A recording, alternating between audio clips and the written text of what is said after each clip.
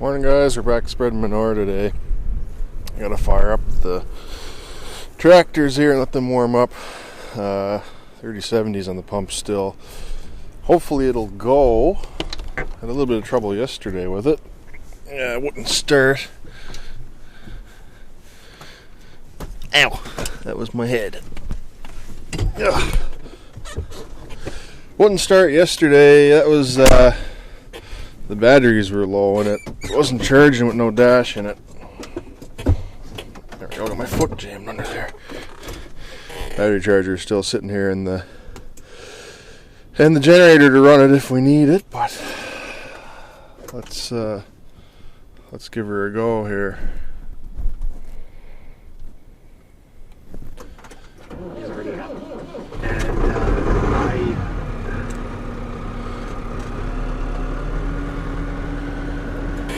No problems. Alright, let's start the other one up.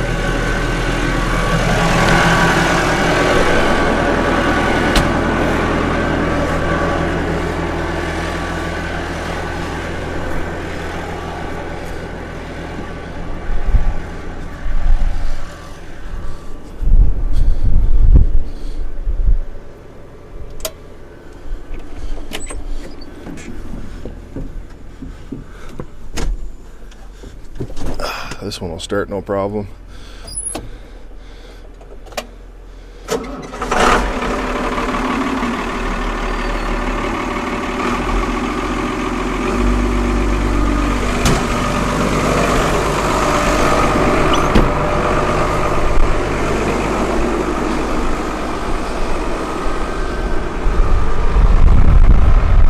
Alright, so this is a pit here. It's 90 foot diameter and 12 feet deep. So there's probably about 4 feet left in it. Maybe a little bit more than that. I'd like to get it as empty as we can going into the winter here. Well, we filled up the first load here at 3070. I figured it was sufficiently warmed up. So not much to run on these pumps. It's just PTO driven. There's a valve there you can see sticking out on the left, or no, right side by that drum. That just opens and closes the whole thing. Put the PTO in gear and let her buck. There's a hydraulic cylinder there you can see that just lets you divert it. I can either pump it back in the pit or I can pump it into the spreader up through that elbow on top. So don't really use that very much. And that aluminum thing with the handle by the left tire there you can see, that's just for priming the pump, and that thing's a pain in the ass, just a bane of my existence. But anyway, don't have to do that every day. It looks like the valve's not closed, so I gotta run over and close that. Yeah, the valve on the spreader was just open a little tiny bit and it started leaking out a little bit at the back there, so I had to run over and close that up. Morning guys, nice day here today. We had a lot of wind and rain yesterday, but it's nice and sunny out today. I'm going to take the bike up and check some of the fence, just to make sure everything's alright. We haven't had power on it for the last little while. After we tore down that shed that had the switch in it for the fencer power, so I'm going to fix that today too. But first we'll go and check, make sure everything's okay.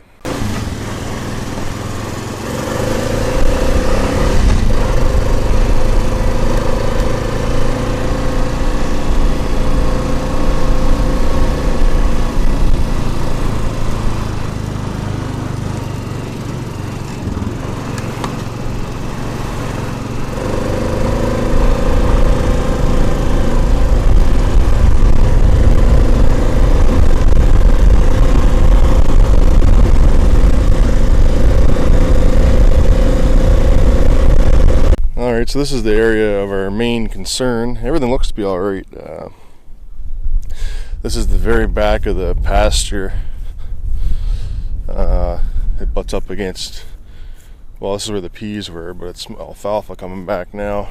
And the corn down there on the other side of that hill there. So we really don't want them out in that. So yeah, just gotta watch the fence here. Sometimes deer get through it and stuff and break it.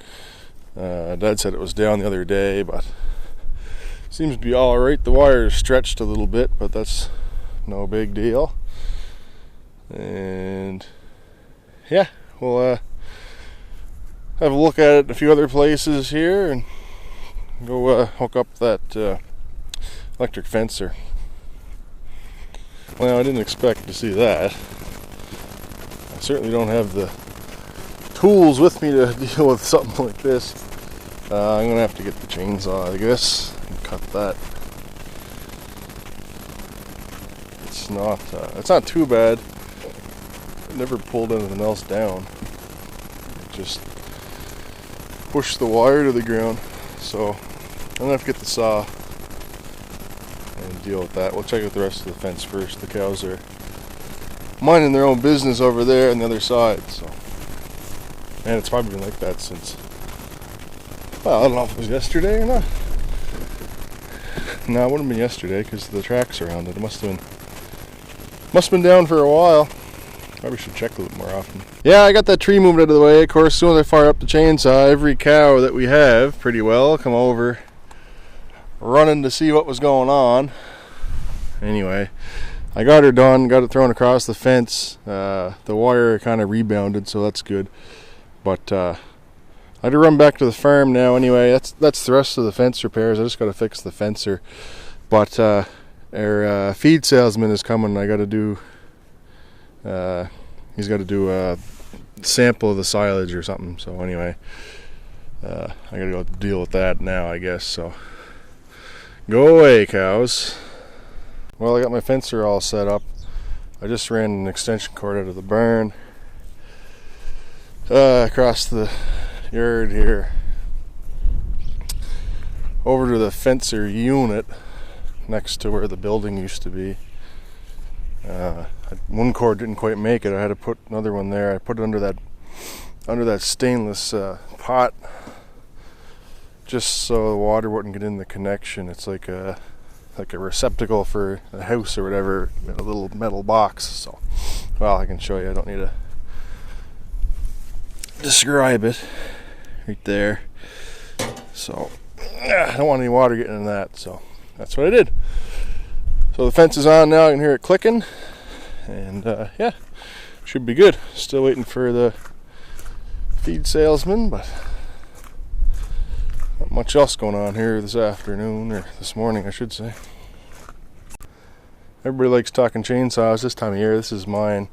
I ended up selling my two other ones. I had a 562 XP and a 357 XP Husqvarna's. I kept this one. This is a little 346 XP, just a screamer, but it's a good light saw for odds and ends. It'll cut pretty good trees too. It just doesn't like lugging. It's more of a ripper than a lugger. So anyway, that's what I got.